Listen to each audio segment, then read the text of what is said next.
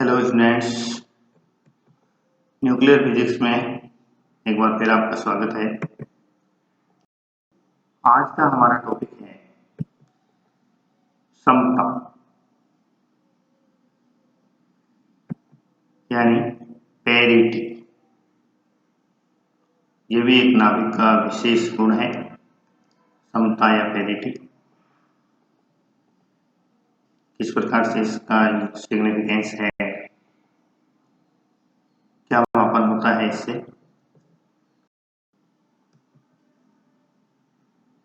किसी कण की स्थायी अवस्था का वर्णन क्वांटम यांत्रिकी में तरंग फलन की सहायता से किया जाता है। क्वांटम फिजिक्स में कोई भी कण है, उसकी स्टेट उसके वेव फंक्शन के द्वारा डिटरमाइन की जाती है।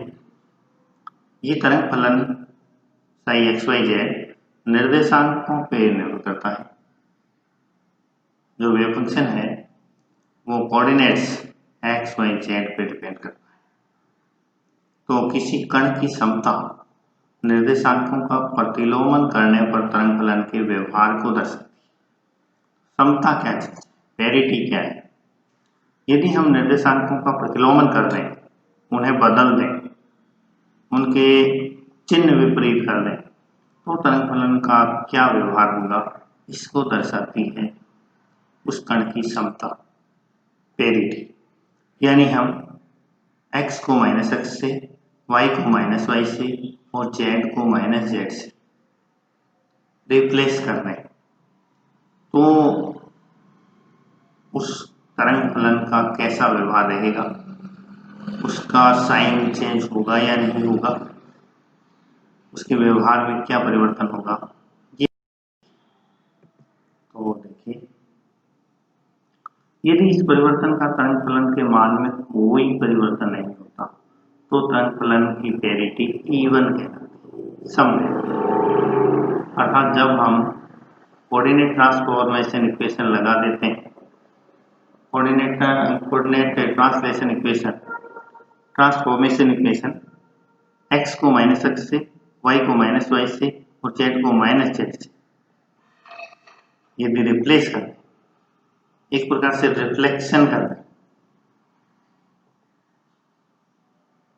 एक प्लेन हो हमारे पास और एक पॉइंट हो x y z, और जस्ट उसके दूसरे वाले प्लेन में उसका मिरर इमेज वाला पॉइंट हम ले लें, -x -y और -z, यानी ये रिफ्लेक्शन हो जाए, तब उस तरंग फलन में यदि कोई परिवर्तन ना हो, यदि तरंग फलन के मान में कोई परिवर्तन ना हो तो पैरिटी इवन है।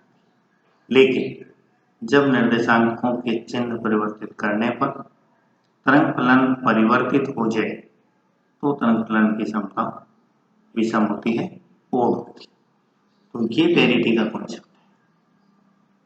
अर्थात पैरिटी क्या बताती है कि यदि हम कोऑर्डिनेट्स को चेंज करके उनका साइन बदल दें, तो तरंग फलन का साइन ना बदले, तरंग फलन में चेंज ना हो, तो पैरिटी इवन कहलाती है, सम कहलाती है।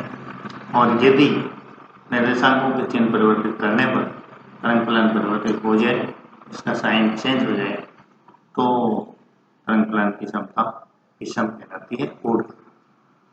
अर्थात सम समता होने पर psi of -x -y -z equal to psi x y z। Parity यदि सम होगी तो तरंग फलन पे कोई प्रभाव नहीं पड़ेगा। -x -y -z के संगत जो तरंग फलन है वही x y z के संगत होगा। लेकिन ओड पैरिटी होने पर psi -x -y -z will be equal to minus of psi x y z, यानी ओड पैरिटी होने पर साइन चेंज हो जाए। अब नाभिक में इसका क्या यूज है, नाभिक की कोई स्टेट को प्रदर्शित करने में कैसे इसे काम में लेते हैं। देखें, नाभिक की किसी अवस्था में समता कक्षीय कोणीय संवेग पर निर्भर करती है, ऑर्बिटल एंगुलर मोमेंटम पर यह डिपेंड करती है। यदि नाभिक के एक न्यूक्लियॉन का कोणीय संवेग L हो तो इसकी समता P बराबर -1⁻L होती है। यदि नाभिक के एक न्यूक्लियन का कोणीय संवेग L हो तो इसकी समता P बराबर -1 होती है तथा नाभिक की परिणामी समता उसके सभी अवयवों के समता के गुणनफल से ज्ञात की जाती है। अर्थात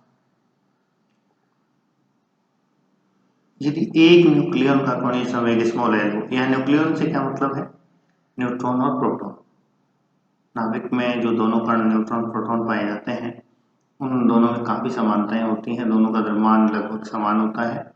तो हम उसे एक ही न्यूक्लियन की दो अवस्था पर मानते हैं, एक ही कण की दो अवस्थाएं मानते हैं और नाभिक का कॉन्स्टिट्यूएंट होने के कारण इन्हें न्यूक्लियन कहते हैं।